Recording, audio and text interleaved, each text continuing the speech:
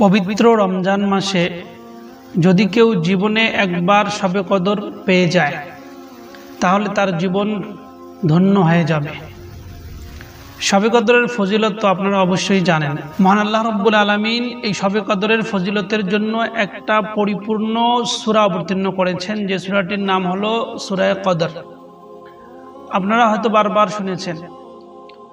শবে কদর রমজান মাসের আখিরি আশারার মধ্যে আসে, আর রমজান মাসের আখিরি আশারার সব থেকে বড় ফজিলতপূর্ণ রাত হলো এই শবে কদরের রাত। এই রাতের ফজিলত আল্লাহ রাব্বুল আলামিন স্বয়ং তার পবিত্র কালামের মধ্যে একটি সূরা অবতীর্ণ করে বলেছেন। সূরাটির নাম হলো সূরা কদর। এর মধ্যে একটি আয়াত আছে, লাইলাতুল কদরি খায়রুম মিন আলফি শাহর। এই যে শবে কদরের রাতটা, এটা 1000 মাসের থেকে উত্তম।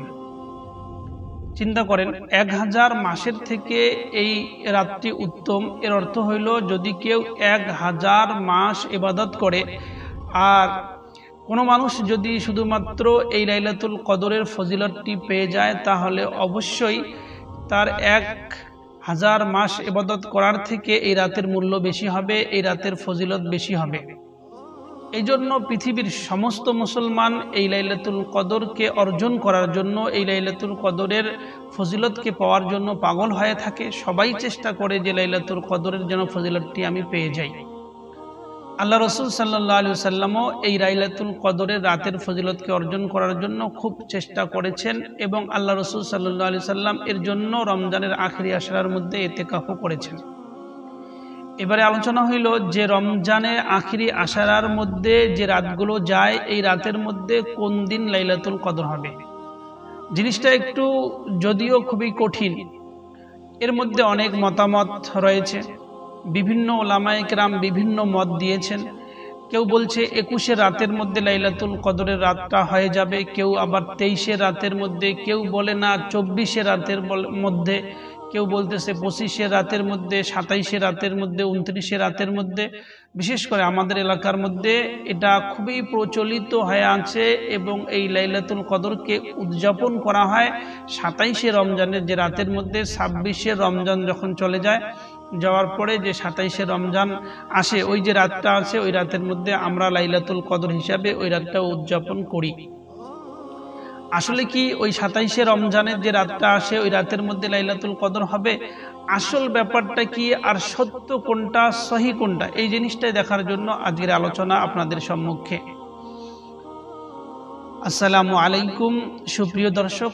যে সত্য আর যেটা সঠিক কথা, সেটা হলো এই লাইলাতুল কদর কোন রাতের মধ্যে, সেটা হইল রমজানের যে আখিরি আশারা, মানে শেষের যে 10 দিন আসে, এই 10 দিনের মধ্যে যে কোনো একদিন এই লাইলাতুল কদর হয়ে যেতে পারে।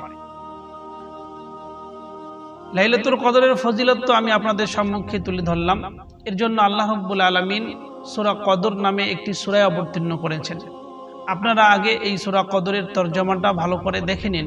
আল্লাহ রাব্বুল আলামিন এই সূরা কদরের মধ্যে, যার মধ্যে লাইলাতুল কদরের ফজিলত বয়ান করেছেন, এর মধ্যে কি বলেছেন? ইন্না আনসালনাহু ফি লাইলাতিল কদর, আমি পবিত্র কোরআনকে নাজিল করেছি শবে কদরে। ওয়া মা আদরাকা মা লাইলাতুল কদর, শবে কদর সম্বন্ধে আপনি কি জানেন? লাইলাতুল কদরি খায়রুম মিন আলফি শাহর, শবে কদর হলো 1000 মাস অপেক্ষা শ্রেষ্ঠ। তানাজ্জালুল মালাইকাতু ওয়ার রূহু ফিহা বিইযনি রাব্বিহিম মিন কুল্লি আমর, শবে কদরে প্রত্যেক কাজের জন্য ফেরেশতাগণ ও রূহ অবতীর্ণ হয় তাদের পালনকর্তার নির্দেশ ক্রমে। সালামুন হিয়া হাত্তা মাতলাইল ফজর, এই নিরাপত্তা যা ফজরের উদয় পর্যন্ত অব্যাহত থাকে। ভালো করে শুনে রাখেন যে লাইলাতুল কদরের যে এই ফজিলতপূর্ণ রাত, এটা রমজানের আখিরি আশারা, আখিরি 10 দিনের মধ্যে আসে। কিন্তু ওই আখিরি 10 দিনের কোনটি রাত, এই রাতটির ব্যাপারে আমি আপনাদের সম্মুখে বুখারী শরীফের একটি সহিহ হাদিস তুলে ধরতে চাই, যার মধ্যে হাদিস নম্বর 2020 নম্বর হাদিস বুখারী শরীফের মধ্যে যে হাদিসের মধ্যে হযরত আয়েশা রাদিয়াল্লাহু আনহা তিনি ইরশাদ করেন, তিনি বলেছেন যে রাসূল সাল্লাল্লাহু আলাইহি ওয়াসাল্লাম রমজান মাসের আখিরি আশারার মধ্যে ইতিকাফ করতেন এবং বলতেন যে তোমরা রমজান মাসের আখিরি আশারার রাতগুলোর মধ্যে শবে কদরকে অনুসন্ধান করো। এই যে আল্লাহ রসুলের কথাগুলো, এর মধ্যেই সবকিছু লুকিয়ে আছে। রমজান মাসের আখিরি আশারার মধ্যে আল্লাহ রসুল সাল্লাল্লাহু আলাইহি ওয়াসাল্লাম ইতিকাফ করতেন এবং বলতেন যে তোমরা রমজান মাসের আখিরি আশারার মধ্যে শবে কদরকে অনুসন্ধান করো, তালাশ করো। এখানে আল্লাহ রসুলের এই কথার মধ্যে কোথাও কিন্তু এ কথা বলা নাই যে রমজান মাসের আখিরি আশারার 21-এর রাতের মধ্যে শবে কদর হবে, বা 23-এর রাতের মধ্যে হবে, বা 22-এর রাতের মধ্যে হবে, বা 24-এর বা 25-এর বা 27-এর বা 29-এর রাতের মধ্যে শবে কদর হবে, এরকম কোনো কিছু নির্দিষ্ট করা নেই। যেহেতু একটা লম্বা সময়, আখিরি আশারার মধ্যে একটা লম্বা সময়, 10 দিনের একটা সময় থাকে, 10টি রাত থাকে, তো এই রাতের মধ্যে সবাই যারা প্রকৃতপক্ষে শবে কদরকে অনুসন্ধান করে, শবে কদরের ফজিলত পাওয়ার জন্য চেষ্টা করে, তারা তো এই রমজানের আখিরি আশারার সমস্ত রাতের মধ্যেই ইবাদত করে এবং এই শবে কদরের ফজিলতকে অর্জন করার চেষ্টা করে। কিন্তু যে সমস্ত লোক শুধুমাত্র 1-2টি রাতের মধ্যে ইবাদত করে বা শুধু এক রাতের মধ্যে ইবাদত করে, তারা সব সময় এটা চিন্তা ফিকির করে যে এই 10 রাতের মধ্যে কোনটি রাত হতে পারে, এর মধ্যে 10 রাতের মধ্যে কোনটি রাত হবে, এর মধ্যে তো কোনো রকমের কোনো নির্ধারিত নেই। তবুও ওলামায়ে কেরাম কিছু আসানি করার জন্য চেষ্টা করেছেন। অনেকেই বলে থাকেন যে রমজান মাসের যে শবে কদর আখিরি 10 দিনের মধ্যে 21 রাতের মধ্যে শবে কদর হবে। অনেক ওলামায়ে কেরাম বলে থাকেন যে 21 নয় 23 রাতের মধ্যে হবে। বিশেষ করে আমাদের এলাকায় এটা প্রচলিত আর খুব চলে যে রমজান মাসের 27 রাতের মধ্যে যে রাতটা আসবে, 27 রাতের এই রাতটা হলো শবে কদর। কিন্তু এই কথাটা একেবারেই ভুল। এর মধ্যে হওয়ার সম্ভাবনা আছে, কিন্তু ওই রাতের মধ্যে নাও হতে পারে। যদি ওই রাতের মধ্যেই হইতো তাহলে আল্লাহ রসুল সাল্লাল্লাহু আলাইহি ওয়াসাল্লাম অবশ্যই বলতেন যে রমজান মাসের আখেরি 10 দিনের যে 27শে রমজানের যে রাতটা হয় সেই রাতের মধ্যে শবে কদর হবে। কিন্তু আল্লাহ রসুল এরকম না বলে তিনি বললেন যে রমজান মাসের আখেরি 10 দিনের মধ্যে শবে কদরকে তোমরা অনুসন্ধান করো। এবং আল্লাহ রসুল সাল্লাল্লাহু আলাইহি ওয়াসাল্লাম আখেরি 10 দিনের মধ্যে ইতিকাফ করতেন শবে কদরকে অনুসন্ধান করার জন্য।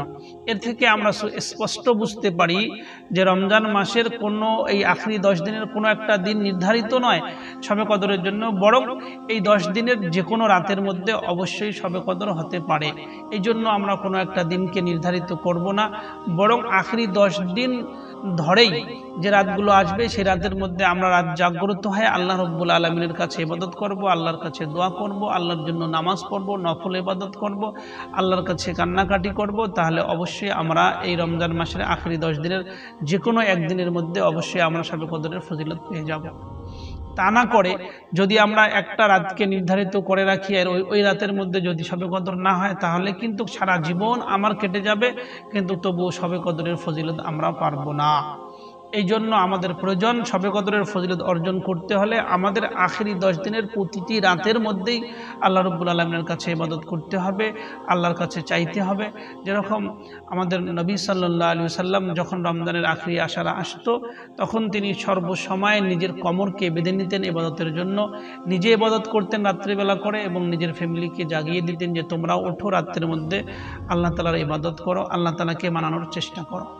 আশা করি আমি আপনাদের সম্মুখে যে আলোচনাটা করলাম সেটা আপনি অবশ্যই বুঝেছেন।